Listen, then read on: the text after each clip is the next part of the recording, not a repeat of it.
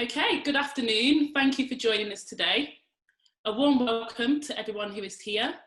My name is Anika Leslie Walker and I'll be chairing the webinar on behalf of the FAIR Network. I'm an academic at the University of Bolton and have a keen research interest within gender, sport and race. We were very encouraged by the interest shown in the event, and it is great to see numerous people attending here today. Thank you to those that submitted questions in advance. We will also have some time at the end for any further questions, thoughts or queries. So please submit these questions to the Q&A at the bottom of the screen. Today's webinar will focus upon ethnic minority women in sports governance leadership positions in reference to the European landscape.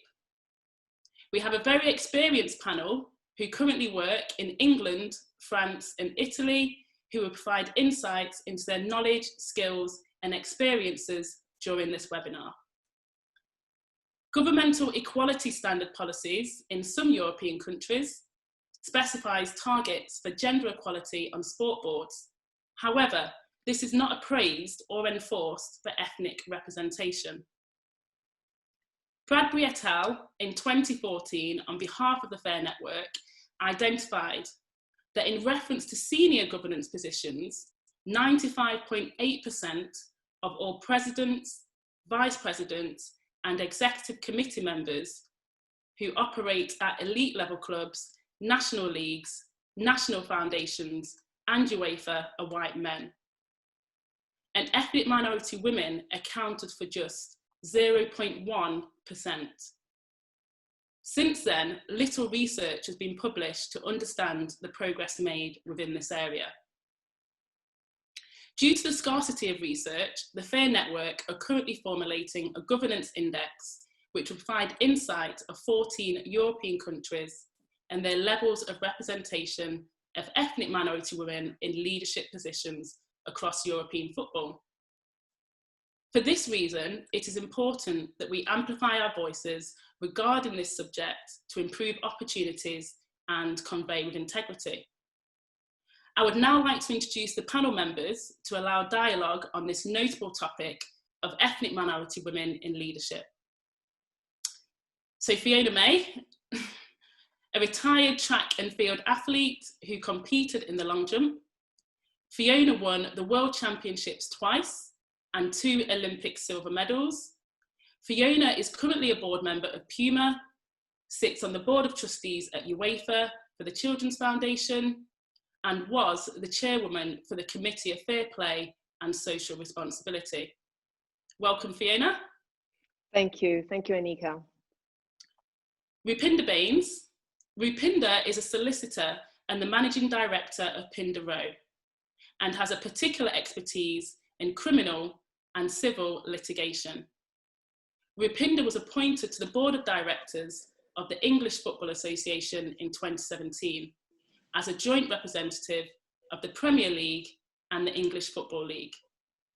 Rupinder is also a board member of the Women's Football Board. Welcome, Rupinder. Thank you, Anika. Laura Georges. Laura is an ex-international football player with 188 caps with the French national team. Laura has been the Secretary General of the French Football Federation since 2017 and was an ambassador of the FIFA Women's World Cup 2019 in France. Welcome, Laura. Thank you. Merci. Merci. Thank you to all of the panel for joining us today. And as a reminder to the audience, if you have any questions, please post them in the Q&A below. So moving on to the panel discussion, we received several questions that related to the experiences of joining a board and how you knew you were ready to take up a position. So please could you share some of your experiences in terms of readiness, preparation and the process? And Laura, if we can start with you for that question. Yes, of course, but I have a particular experience.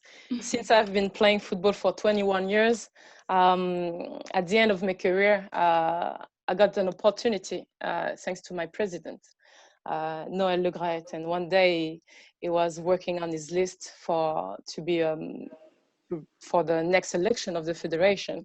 And I received a call from him, and he told me, Laura, we need to talk.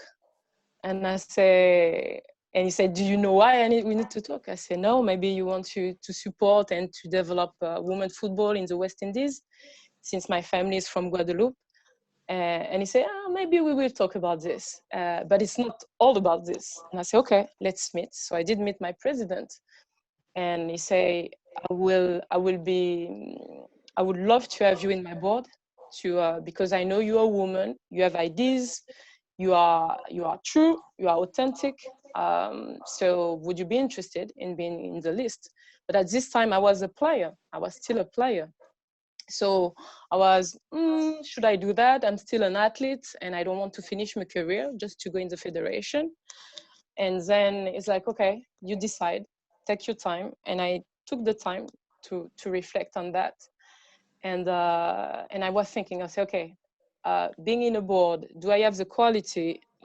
Is it for me? I'm still an athlete. And we never saw professional athlete in a board. I was playing in Paris Saint-Germain.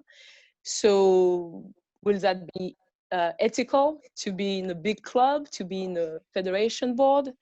Do I have the capacity? Do I have the qualities, the competencies? I was thinking about all this. And then I just realized, and I say, I've always been studying about how to improve the women's game on the management part, what type of program we should have to develop women's football in France. And I think for me, it was like too easy to criticize the federation, or too easy to criticize the people in the management without taking the chance to say, okay, maybe it's time to be in the board. Am I ready for that? I don't know, but I know I'm coming with my heart. I'm not going to try to replace anyone. I'm not going to try to be important. I'm just going to be a voice for the girls, for the women, and I'm just going to be true to me. Was I ready for the position? I don't know, but I was ready to be myself, to bring the best of me, to be representing women. And first, I was not thinking about representing Black women, the community. I was just representing a woman who wants to bring something to a federation. But then I just realized how important it is. Because I know girls are looking at me. Black girls from different places in the world are watching. And I know it's important to have role models. I don't know if I was ready, but I was sure that I was coming for the right reason, to bring the best of me. Yeah, that's great. Thank you, Laura. And just following on from that, Laura, did you have anybody who was mentoring you in that process? Yes, I was lucky to have a mentor. The vice president of the federation, she's a woman, and she was the ex-general secretary. So she's a friend of mine. She didn't know that the president appointed me to be in the board. Mm-hmm. So she didn't know. But when she got to know, she was like, wow, I'm really happy. I'm really happy. And it's just easier when you are close to someone who is willing to support you. Because at a point when we have questions, it's important to rely on someone who has like a good heart to support us, someone who is true to tell us, you can do this differently, this is what you should do. And we need this support. I had support from this woman, from Brigitte Henriquez, with who I worked as an ambassador for the World Cup. So we've been traveling in France and abroad. But also I had my president. He helped me a lot. Because, when you are in the board, some people can talk. And people talk. I was not thinking about all the noise around. But I know I was confident that I can rely on people who were true to me. My president, my vice president, and then if the others didn't like, it's okay. But at least I had my pillars were there, my mentors were there to support me and to give me the right advices. Okay, that's great. Thank you, Laura. That's really helpful. And just moving on, we had a question around, there's quite a few people that would like to join a board, but they're unsure around whether they should. So Laura's just given her experience of being in a board and how that came about. But what advice would you give to somebody who is currently considering applying to be on a sports board? And we can just open up to Rupinder maybe.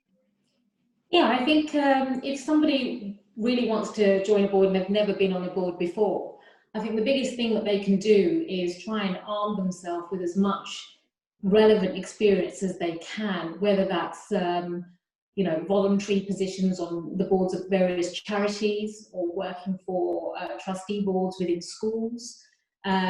These are things that can help gear you up to deal with a variety of challenges for those particular organisations, and can help you get that experience of just building your bridges to get towards board level.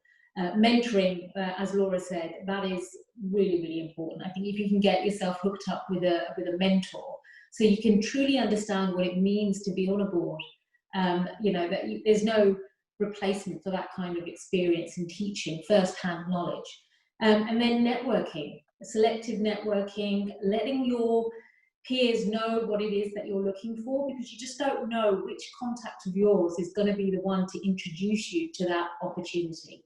So I think it's really important to have just all your options open, but start arming yourself with knowledge and experience. That's great. Thank you, Rupinder. And then just thinking about ethnic minority representation at the highest level, all three of you are representing excellent organisations and having an impact on these organisations as well. So Fiona, if we come to you, how important do you think it is that there is a diverse representation on these sports boards? For me, it's very, very important, because as being an ex-athlete, I was, especially in Italy, I was like the forefront, the first woman ever to win the World Championships, first woman become an Italian who comes from an ethnic minority, came from Great Britain as well. So it is very, very important that you have to continue that way. I found that after I finished competing, being a mother, and actually looking around, not only as an athlete, but also behind, because I know what the federation was made up with. And also after like 10 years after I was I was retired, I was actually voted in as a representative of the athletes in the Italian Olympic Committee. And as Rupinder said, I armed myself with those 4 precious years of learning the laws, the ins and outs of the laws, especially for sport, and with my experience as an international athlete. And also I was using and I was taking advantage of all the networking I had, all the friends I had around the world. It's unfortunately, from the outside, when they look at you, they're thinking, yeah, she's representing a small group of people, which may not be that important. But if you look in my point of view in Italy, especially in athletics and especially like in football, there is a growing number of BAME players, ethnic minorities, who are Italian or are actually competing for Italy, which I have to admit, we're way behind. We're like 15 years behind France and like 25 years behind England. So we are at the beginning, for me, it's like a repeat of history, because I came from Great Britain, so I came from that part from the 70s, 80s. Now I'm going through it again in the 2000s now. And it is very important, because I am representing the history and also representing a woman, as Laura said, not only as a woman, but everybody, every single person, every single child of the next generation who wants to be in sport. Yeah. And it's very, very important, because we have an insight. We have a diverse insights than like the mainstream. It's just simple. You just need that bit of the mixture of an ingredients of putting everything together to make sure sport, and not only just football, but all sport, has the same representation of the athletes, the players on the pitch. You cannot look at, like I look at it now, unfortunately, in the Athletics Federation, because I have to say it from that, and also from the Italian FA, there is no representation. There was only me. They called me just because I was against racism, because I had racism in stadium. But it wasn't important for them to say that it's a representation of the new football players, the new athletes who are playing for Italy, the new generation. So for me, it is very, very important. That's why I'm trying to push it to represent the number, to represent that. It may be small, but they are very important part of the team, because if it wasn't for the players, sport would not be, lively, it wouldn't be important. So it is very, very important. It's hard work though. It's hard work because you are against a lot of obstacles. Yeah, that's great. Thank you, Fiona.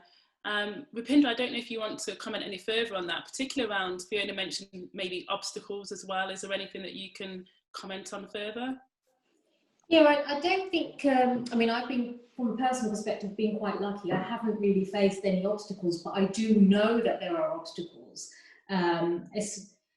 Whether that's a case of organisations being or considered to be inherently racist or having any kind of subconscious bias, it's easy to say that, but there are also, what we've got to understand and appreciate, there are cultural barriers within our own ethnic groups, which we have to appreciate and surmount those problems as well. We find that a lot. I mean, I find it in my own, in the Asian culture, the Indian culture, it's not very easy for women to work in sport, playing aside, even to take, professional positions. Working in sport is something which is not perhaps considered to be a professional career. So these sort of challenges we need to deal with on top of whatever else there is already out there, just trying for ourselves to get on this professional ladder. So there are a lot of challenges and obstacles along the way, which we have to deal with. Fortunately, personally, I've been supported along the way, but I know it's a problem. Within the FA right now, especially in the women's game, we're looking to address those problems, especially to get more women from ethnic communities involved in football, whether that's playing or whether that's being involved in any cross-section of the job opportunities within sport. So you have to recognise the issues. You've got to completely strip it down, understand each issue and deal with everything. You cannot just label it all as saying it's an issue of racism. It's not. There's a lot more behind it that needs to be addressed. Yeah, thank you, Rupinder. Just moving on to the next section then. The Black Lives Matter movement has instigated some corporate organisations to advance ethnic minority representation, both male and female, on sports boards. So how do you feel it will affect governance and policy moving forward? And Laura, do you mind if we start with you for that question? Yeah, sorry. It's true that with the Black Lives Matter, we've seen companies communicating authentically, I don't know, but communicating around the fact that they are supporting. And it's true that with what happened in the USA, we could see companies saying, okay, maybe it's time to move and to change. And I was happy to see that Serena Williams' husband has been taking a strong decision to leave the board and say it's not maybe, but it's time to leave the chair to someone else to share it with a minority man or woman at this position to make like a strong statement. I think people are realizing, but the thing is, we have to watch out because people like communication, people like to be in the trend, to be like, not to be the black duck. So they all say, yes, we have to support the community. Now we have to see. It's important to see the reality. Are they going really to change the board? Because when you change the board, the question will still be, will the people around be willing to have these new members? Because at the end, it's not like to have members for members, to have minority for minority. At the end, we are judged for the competence that we have. But it's true that it's also important for companies to realize that the way we work, that the way federation work, that the way companies are working, they are just supporting the elite and the same type of person, the same. And yesterday I had a conversation at my federation. How do we make sure that we bring more new persons? How do we make sure that we have women, that we have men from different backgrounds coming in sports executive position? How do we make sure to do that? Because if we don't give them the will or give them to feel that they can also take the position, how do we make sure that we do that? Because communicate and say, yes, Black Lives Matter, and then I put my black screen, it's not going to change anything. I'm not going to inspire the next generation. So it's important.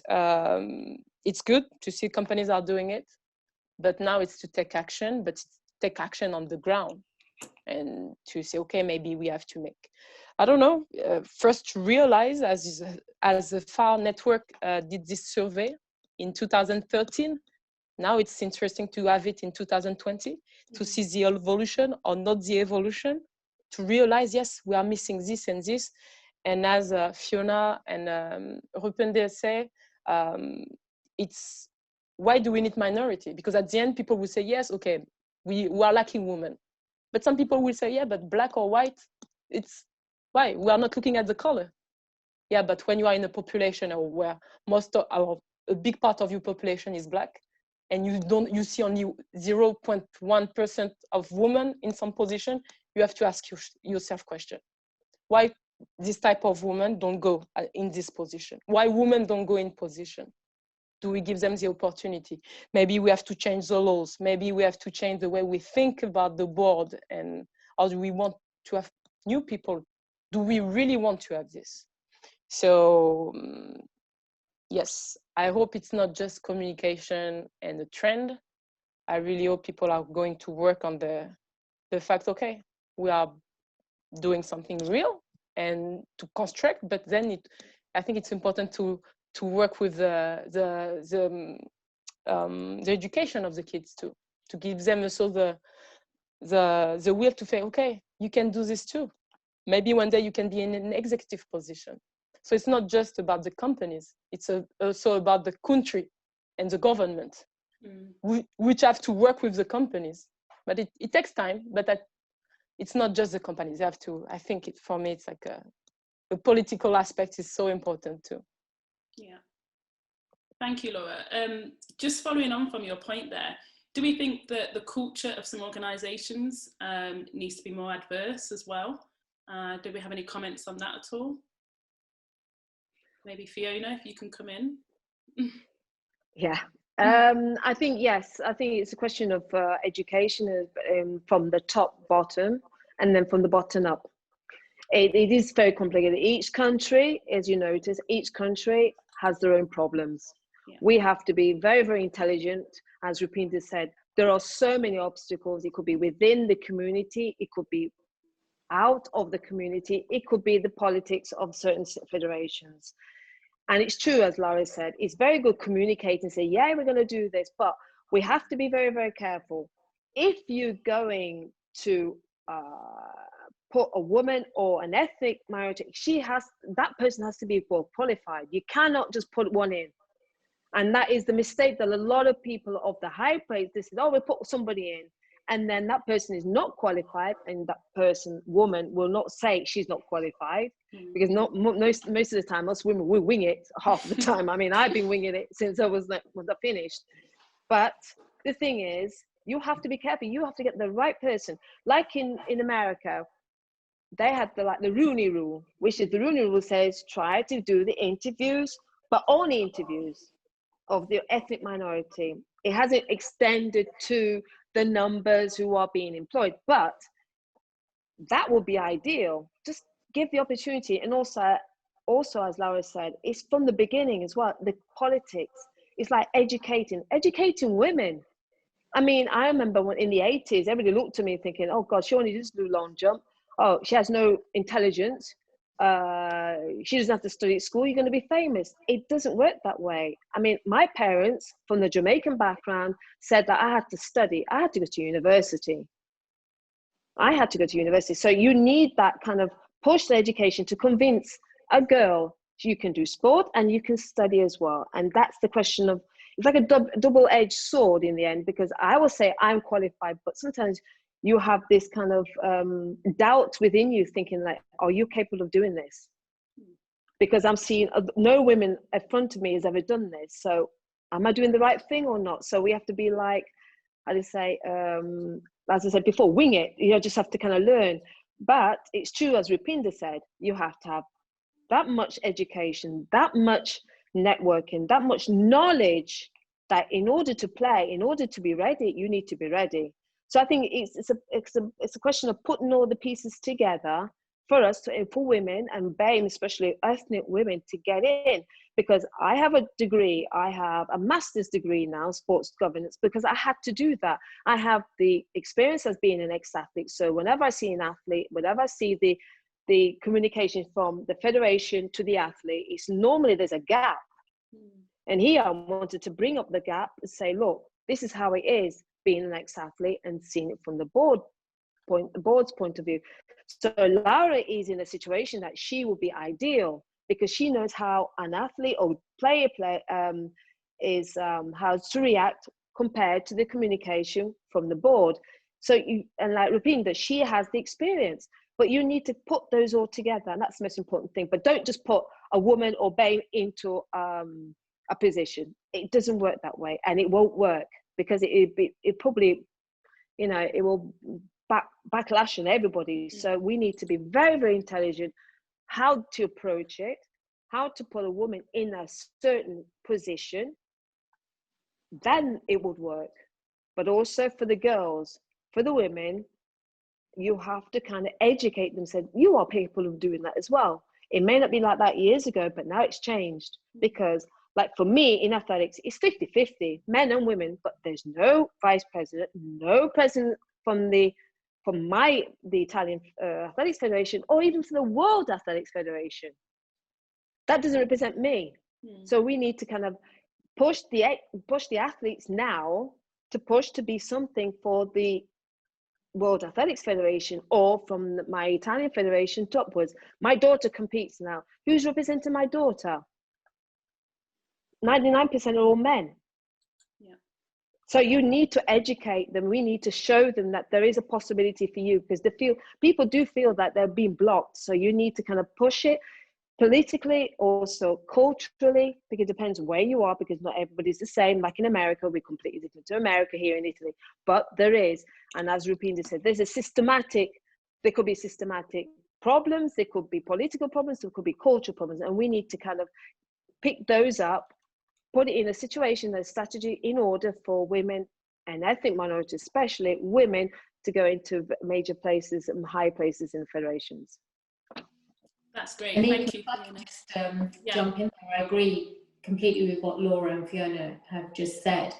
At the FA now, what we've done is that we're actually formulating an equality code to try and push this forward. I mean, I don't know about the other ladies on the panel, but for me, this is, in my whole professional career, this is the most exciting time in terms of equality and diversity, because I've never seen the noise around diversity as there is now. And yeah, Laura, I don't want this to be just the buzzword, and I don't just want it to be words without action and follow-up.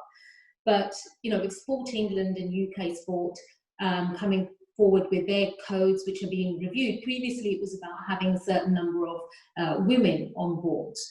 And, this big major sports organisations had to try and get to those targets. At the FA, we've beaten that. It's supposed to be 30% women. We're 40% women on the FA's board. That's now being reviewed, looking at ethnic minorities and getting that diversity covered as well. But with the equality code that we're working on, we're completely stripping back and having a look at boards. We're looking at senior management levels, and we're looking at coaches. So we're trying to get both gender and ethnic minorities. Now, this is going to go live in October with the professional game, and it's going to go live with the other tiers of football early next year. But the benefit of this code, the brilliance of this code, is that it's going to create transparency. People have to put in their figures. The clubs, the Premier League, have to put in their figures. How many women, how many men, how many Black, Asian, ethnic minorities have they now got in various positions? And when you're transparent, what that means is you are then accountable. You have to answer for your figures. And there will be clubs that can't comply for whatever reason. They're not complying. They have to explain then why they're not complying. So there's this great movement going on now, and when this comes forward, I mean, it's really exciting because it will create those opportunities. So those glass ceilings that we've all seen and we all know about, They are now going to start disappearing, and people will have the opportunities. And what every organisation needs to do is look at their recruitment policies. I'm a firm believer in this, because it starts with the job description. Get your job description right, because very many times I've seen job descriptions which are worded in a way which, you know, we may not apply for that job because it immediately turns us off. It's not, you will read it and think it doesn't apply to me. So you get your job description right, and then you need a diverse selection committee and a diverse interviewing panel, and then the right person gets the job. Just as Fiona was saying, you don't want to be that token person on the board, you know, because that is just negative. But if you have the diverse procedures in place, you will get the right people on the boards at all times. So I'm really excited. I'm hoping that in October, you know, we'll see a great new change, and it'll be reported, I'm sure, in the press when this happens. But it's a real game changer as far as I'm concerned, especially with football in England. Yeah, thank you for that comment, Rupinder. And I think in the UK it's kind of been circulated to some people, but in France and Italy, I don't know if you guys have a similar picture. It sounds like England are moving forward with this governance code, and specifically the FA trying to implement that. Fiona and Laura, do you have anything similar that is being implemented in Italy or France? Just wanted to congratulate the FA. I've been looking at the work and all your examples, all the work that you guys have been doing. I'm taking notes, because I will be working on a thesis, and it's going to be a thesis on the governance of France, how we make that change about the diversity, how we bring like a new generation. So it's going to be really interesting to look at the program of the FA, because I've been hearing the work that you're doing for the coaches, because we think it's normal. We have black players from everywhere, but then at the end, how many coaches? We don't see a lot. And looking at the survey that Far Network did in 2013, I was like, yes, there is a reality, but it's important to show people, like to do the survey and say, this is the situation, because people don't think. They say, no, it's okay. No, they have, when looking at the results, they know. So I'm really glad to see the work that the FA is doing. So you guys are leading the way for the other federation. Congratulations. Most definitely, congratulations, and hopefully it'll be good for an example to follow. As I say, we're a bit more behind France. I haven't been in touch with the Italian FA for a good couple of years, but it's still we're still at the beginning, especially for women's football. I mean, it's only been applied like the past 4 years that the Italian FA actually forced the Serie A, the football team Serie A, to have a women's football. That's the level we're on, and now it's actually got there now. So we have the famous women, Fiorentina, who I support dearly, Juventus, Milan. We've got that, but we do have one female vice president from the Lega Pro. But coaches, we managed to get women into coaches, really high coaches. As you may have heard, we have a coach who's a female coach, ex-football player. I forgot her name now, but she's coaching the under-23s. Male. Yes. Yeah. Ecco, Panico. Patrizia. Patrizia. Yeah, she's doing a very good job, and that's very, very low. But we need more.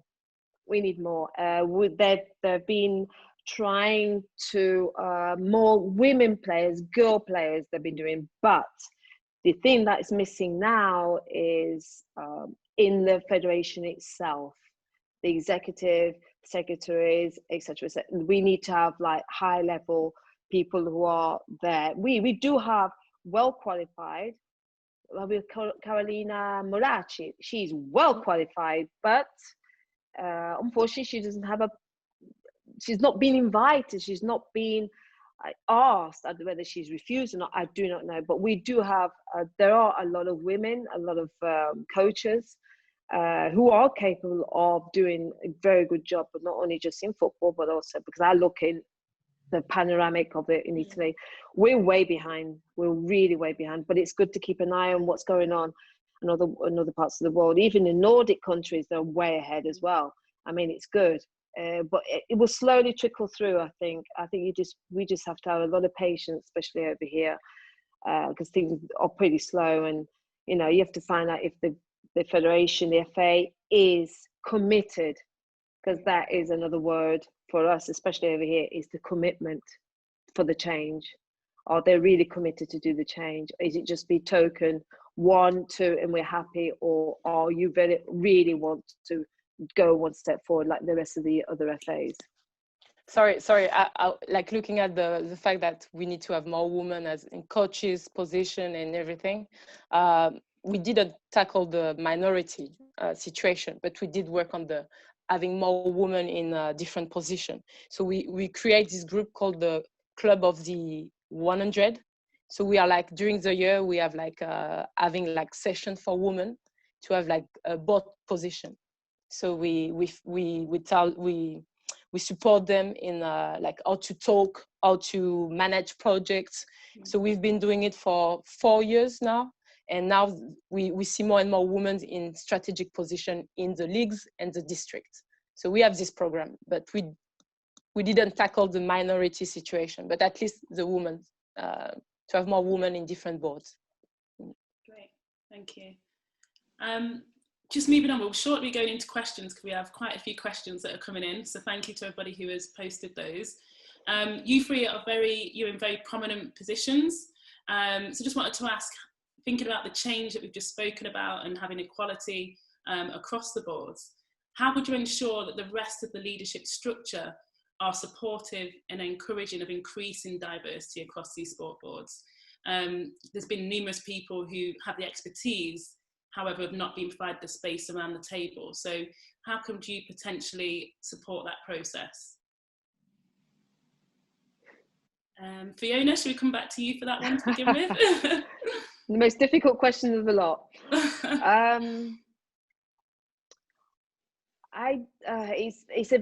You have to be very, very sensitive in your environment, I think. Like for me, I was like one of 2 women in the executive committee of the Olympic Committee in Italy, and that was pretty scary, to tell you the least. And the only way you can do that is a bit of empathy and know what you're talking about, really. You have to be well prepared, like Rupinder. I mean, for us women, we have to be not only 100%, 150%. Ethnic minority, 180%. You have to be well prepared. No, the reality is that. Because if you want to be taken seriously, you have to know the rules to play the game. I think it's not a power game. But for us, it's like, for me, it was like the empathy of doing certain people. When you want to ask questions, you have to ask in a certain way. Now, I have to learn Italian, so I had to really work hard to communicate very well in Italian, because if not, they will not take you seriously. So you need to be very, very sensitive in your environment. It depends which board you're in, which culture you're in, what the obstacles you find. You have to adapt. You have to be very, very sensitive in what you do and what you say. I think that's the most important thing. And I think us women are very, very sensitive, though. I think that's one thing. We are instinctive, but also sensitive. So I think we can use our own natural, authentic selves to go ahead. And you have to be very, very persuasive, I think. You have to be really persuasive in order to kind of break or trying to enter that, the club, the group. You need to kind of try to be not sly, but I think you have to be really, really intelligent enough to know what you're saying and how you're going to apply it and how to present it to the other board meetings. It can be scary, but I think we need to take a lot of courage and just go ahead with it. Sometimes we're going to fail, but hopefully most of the time we win, but we need to push it. So for me, I had to be very, very sensitive. I had to know all the board members, why. I have to search reason why are they against what I say, or why are they a bit offensive, and that you need to kind of change it change it and just kind of present it in a good way for them, that they feel safe. Because I think a lot of people feel a bit threatened as well, in my case, yeah, I can imagine, because everybody knows who I am, everybody knows where I came from, and they know my personality is pretty strong, not aggressive, but strong. So there's a lot of people who kind of be all standoffish and thinking, oh God, she's going to be aggressive with me, or she's going to be, no, you need to be in their level. I think you have to go down to the level and say, right, we need this is for the good of the sport, not the good for me or for you, but the good of the sport. And that's the most important thing. Just give that message, and I think you'll be able to kind of get the results that you need.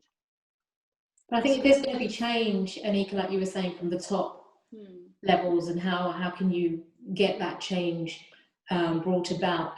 That's a difficult one, because we as women can be as good as we are, can be as prepared as we want, as sympathetic, empathetic, but if those at the top are not on your side and are not willing to fight your corner, then that change is going to take a long time to come. And, you know, I mean, we're very lucky. I'm very lucky with our CEO and our chairman. They're fantastic. They want to drive change. They are the ones who are driving this more than anyone, you know, and they want to be the champion in sports. You know, they want to see this change. And on the board, I mean, I'm a lawyer. Joining the FA board was not something that I'd ever imagined that I would be doing, you know, and joining a board is nothing similar to being a lawyer. It's very, very different. But I had to immerse myself into the world of being on a sports board. You have to learn, you have to really study hard about what is that going to involve, because it's a really difficult position. You have to be accountable and responsible for every decision that's made.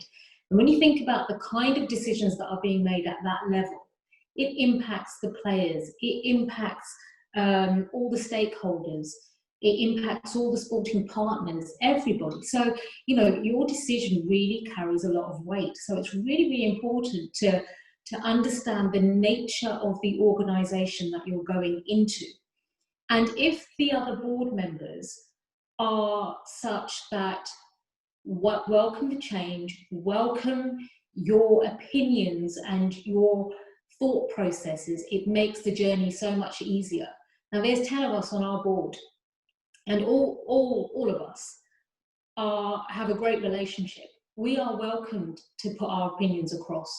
And believe you me, there are many, many situations where we have hot debates, where there are dissenting opinions. We don't always agree, but the environment that's created by our chair and by our CEO, Mark and Greg, is that we are welcomed to put those points of view forward, and we are listened to, you know, not just as a tick box thing and just say, yeah, okay, we've heard you, but genuinely listened to, you know. So that really makes a difference, because you know that they're genuine.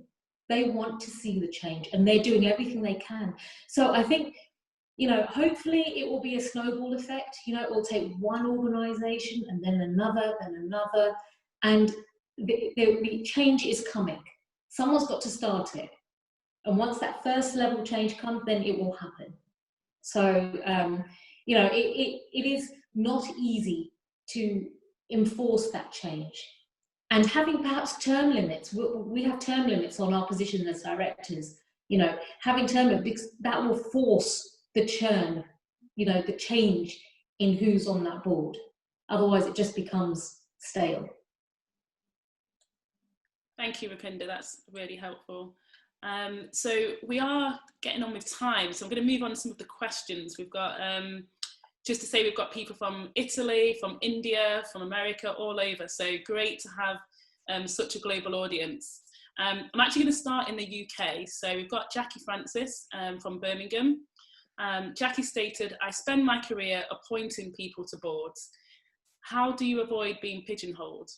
How do you encourage other board members to take some of the issues around ethnic minority representation? So I know you've spoken a little bit about that, but does anybody have any comments regarding that question?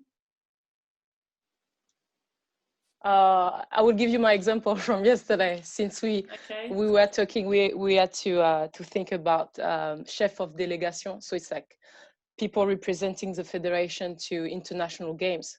And I just told them, I said, but it's always men, and those men are old. And maybe it would be good to think about some women or some young men or women involved in clubs. So not only in the board. And then we said, no, but the status, you know, we need to have people representing the federation. So I was questioning them. And for them, it was just normal to appoint the same person, same type of person, same old person. And I was like, maybe it's time to question, how do we elect the type of person? They're already working for the federation. So maybe it's time to think about the next generation coming. So I think it's important to tell people, because if you don't tell them, for them, it's normal. They don't see. Some of them are in the board or working for the board for years. And they don't have the idea, okay, maybe I need to think about the minorities, to think about the woman. But it's hard because I'm a woman and always raising the same case. Why don't we see women? And sometimes men feel offended. And it's true. They say, oh, still the woman, asking for a woman. And you want young because you are young. And they always make this comment, but we have to tell them. And when we say what is important when you are in a board, as a minority or not minority, as a woman or not, is to be real with what you say. Because people will question, why do you say that? Oh, it's not important. But you know why it's important. Yeah. We are lacking minority, we are lacking women. It is important. But they will say, yeah, but you are already a woman in the board and we have 3 in the board. So no, it's not enough. Mm-hmm. And it's okay if people are not happy with what we say. And sometimes I get people arguing with me saying, oh, you are mad, why do you say that? So it's important to remember and to be clear in what we say. Because sometimes people try to trick and say, oh, you say that? I say, no, I didn't say that. But you make like a shift and you wanted to summarize your way. So it's important to talk clearly and to know why we are doing it. I didn't come in a board just to be drinking the champagne at the French national team games. I didn't come for that. I know why I came. I came because I'm a player and we don't give the voice of the players. We don't give so much voice to women. And when I say there's not a lot of young, I know why. I'm telling you, it's true. If you're not happy, it's the same. You can argue, but it's true. And this is what I think it's important, is to always remember and remind the people. This is what is happening. Don't forget. And it's not because I'm black, I'm telling you that there's no black. It's a reality. And I'm black, okay. It is true. We don't have a lot of women. It is true. And if I have to repeat to every meeting, I will have to. Because you're still miss talking about it. And that's why it's important to have women, to have diversity in boards. Because people forget in some population. I'm from the Caribbean. And we have like players, most of our really good, we have important players from the Caribbean who make us win the World Cup, who are in the national team. But how do we treat the people from the Caribbean? But people forget about this. But they don't forget about the player who scores a goal for the national team. But the reality is the people from everyday life. So we always have to remind them. And that's why we need to have diversity. So people bring what is unique and they represent the population. So it's important to remind the people, remind them. That's great. Thank you, Laura. So those constant reminders and encouragement of having women on boards is important. Yeah. Just moving on to the next question then, which is from Eartha Pond in London.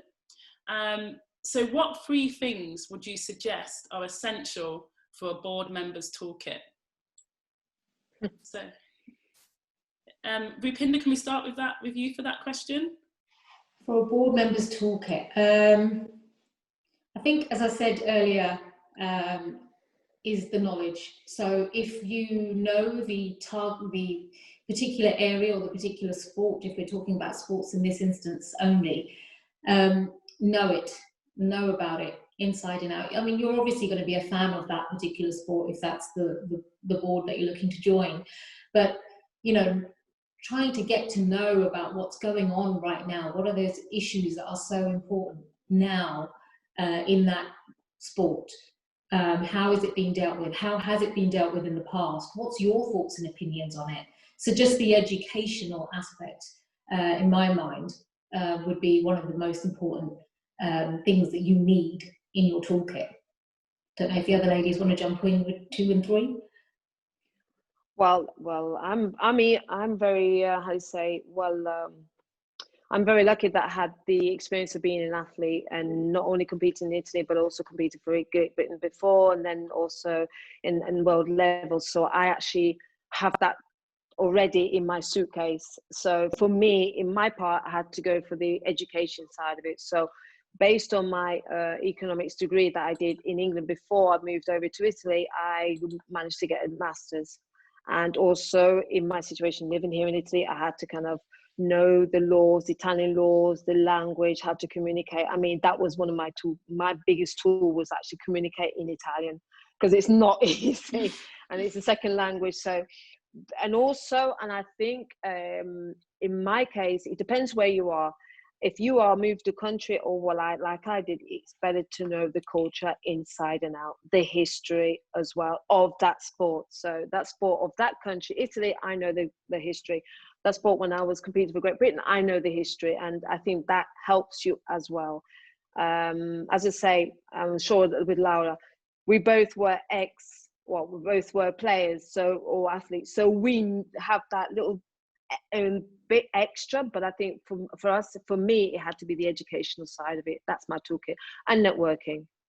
Don't be afraid to talk to people, even from the past, who have been on the board, maybe, if you manage to get hold of them, or talk to other people who have been near to the board. Don't be afraid to ask, because for me, I didn't have a mentor. I had to have a mentor from England in order for me to understand here, unfortunately. But I think if you talk to the people who have been in the board, maybe, or how they contributed to the board, I think that will help you, give you an insight how to approach, how to kind of survive in the board. I think that's have to be a part of my toolkit. Great, thank you. So in the introduction, I spoke about the research that was conducted by Bradbury et al. In 2014, and there will be a new governance index which data is currently being collected for.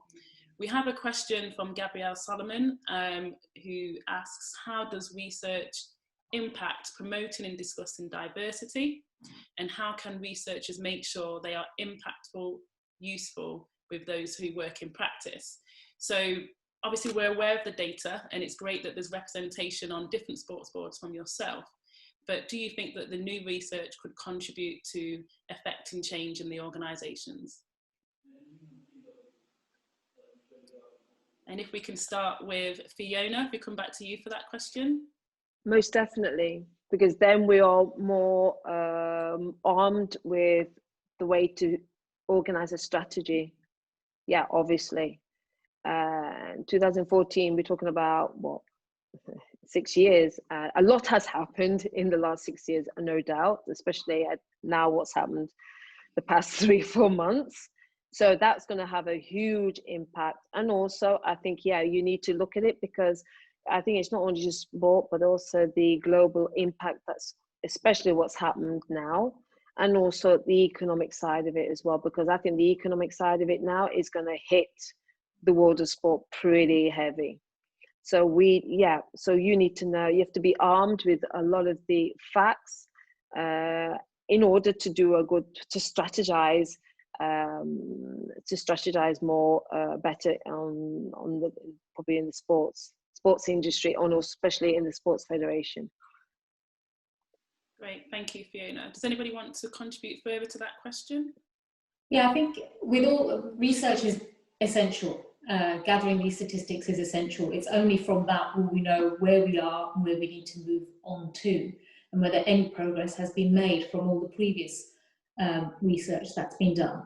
It's about implementing that research and the results of that research to create change. And that, I think, when these research results are published, a lot of noise has to come with that. I think there's got to be a lot of publicity, a lot of you need it in the newspapers, you need it on the news, you need people to know about whether there has been a change, where there's been a standout organisation that needs to be celebrated, you know. And when there hasn't been, then we need to make noise about that as well. And this is, okay, the sports, we're looking at sports now, but in industry itself, there is still a long way to go. You know, in the FTSE 100 in England, you know, there's not a great number of women on the boards or of ethnic minorities. There's still a lot to do there. So there is work being done. There's more research being carried out this year into all these protected characteristics and their positions on boards. And once that's out there, it's about keeping that momentum going, having this done year on year, so the pressure is always on. Because it's very easy to do it once, leave it for a few years, and then everything calms down, and then you do it again.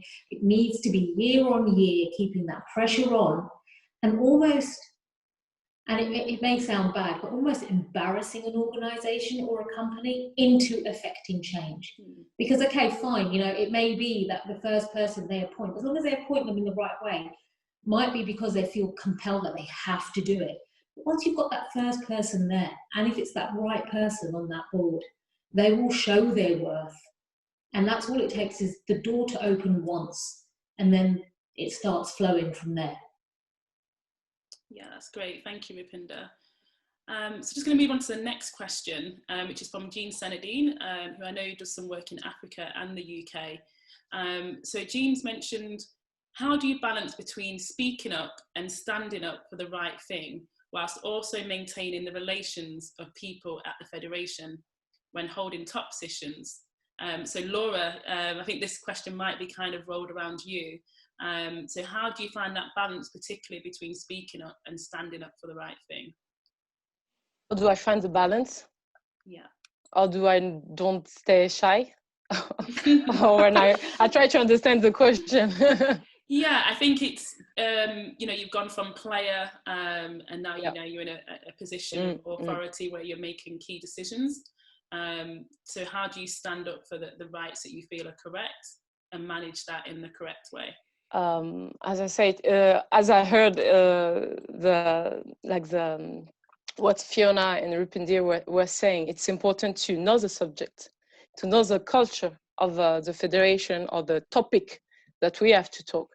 And you know, I came as an athlete in a board where people were not athletes. So of course people are expecting me and saying, you are just an athlete. And I did study.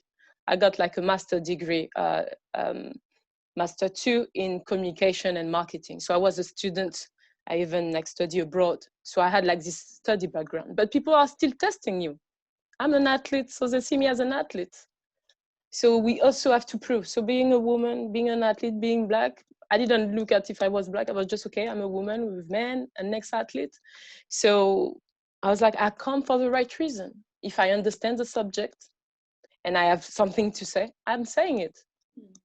You don't agree, this is what I have to say. If you don't understand, let me put it maybe differently and being clear. So it's just about being confident. And we get confidence when we maybe study. We get confidence when we have support in the room, because it's also important to have people around in the board who's supporting you. Sometimes you just have to face someone. You don't need to have friends in the board, but maybe you just have to have one support. And when you speak up, you know this person is supporting you. But sometimes you don't have no one. But you have to know why you are in the board. You know you are maybe here to defend this idea and this idea, and it's your time to speak up. Go ahead. People won't be agree, don't agree sometimes, but some people listen. They don't say, and then they come at you. Because some people are afraid to say something. They don't say anything, but then they come at you and say, I heard you say that. So don't worry, speak up, it's better than don't speak. Because sometimes you have things and then you finish the session and you say, I should have said that, I should have said that, but it's over. But by saying, maybe you are mistaken, but at least someone heard and someone say, yeah, I agree with you. And maybe we can do this and do this. So it's better to speak, not speak. And it's okay if what you say is not so important or it's not gonna change the world. But by speaking, you are telling the people you have an opinion. and you are existing in this board. And then people will say, okay, maybe you have an opinion. Next time they will say, oh, remember you said that? What is your opinion? So, and then you gain this confidence. So go ahead and speak, have the support of the board. If you don't, but go ahead and be prepared with what you know, being true to yourself and being authentic. When you are authentic, it works. If people don't like, it's okay, but at least you say what you wanted to say. Thank you, Laura. And Fiona or Rupinder, would you like to add to that before we close the webinar? No, she kind of concluded for me. She did the right thing. 100% agree, yeah. If you've got something to say it. You know, some boards are more welcoming than others, both the Women's Football Board and the main FA board. You know, it is a very, very welcoming environment. You are able to speak. I appreciate that's not the case all the time. But the same point remains as what Laura's just said. Even if you don't think your point is valid, but you think you have something to say on it, say it. You've got to. You're there for a reason. So, you know, make your points and be heard. That's great. And are there any other comments? Unfortunately, we've not got any time for any questions, but Rupinder, Fiona or Laura, I don't know if you have any final comments before I close the webinar. No, that's great. So we will close here. Thank you for all of those that have attended. We've had a really good response today, so thank you very much. I hope the conversation has been fruitful for you. Thank you very much to Rupinder, Fiona and Laura. It's been great to hear of your insights and experiences. Have been really encouraging. I'd also like to thank the Fair Network, particularly Esfa, Grace and Piara, for all the work that they've done behind the scenes to ensure that this runs smoothly. There will be an evaluation form following the webinar, and we would be grateful if you could complete this, just in support of future work that we might do in this area. So thank you very much again, and take care. Merci. Thank you. Thank you. Thank you. And Rupinder, Laura. Thank you. We come to Italy pretty soon. Take care. And I come to visit the FA to get support from the FA. Thank you so much. Thank you. Merci. And you, Rupinder, keep on the good work. Thank you, guys. Thank you, guys. Take care. Bye.